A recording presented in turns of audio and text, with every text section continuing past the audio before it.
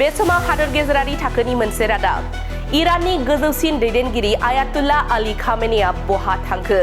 बे बाथ्राखौ दासिमबो रावबो मिथिनो मोननाय जायाखै गासै इराना जेंनायाव गोग्लैदों मुलुगाव सोंथि सिखांदों दि इराननि गोजौसिन दैदेनगिरि आयातुल्लाह आली खामेनीआ बहा थांखो सुलुंनि बादिब्ला इजराइल इराननि गेजेराव दावहा जाबाय थानाया दावहा दोनथ'नायाव सौहैबाय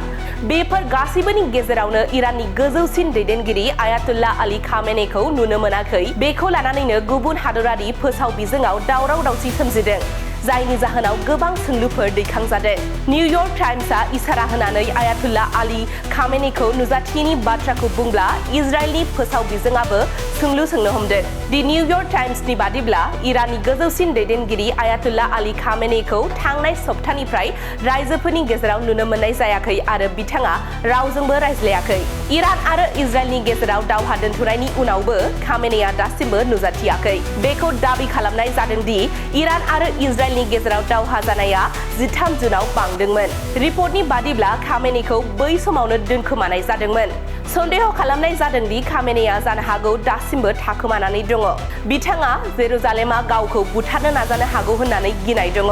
रिपर्टआव बुंनाय जादों दि आयातुल्लाह आली खामेनीनि थासारिनि सायाव दासिम जेबो आपडेट मोननाय जायाखै बेबो रोखा नङा दि खामेनीआ दासिमबो मा जागासिनो दङ बेनि सायाव मोजाङै नोजोर होगासिनो दङ ना गैया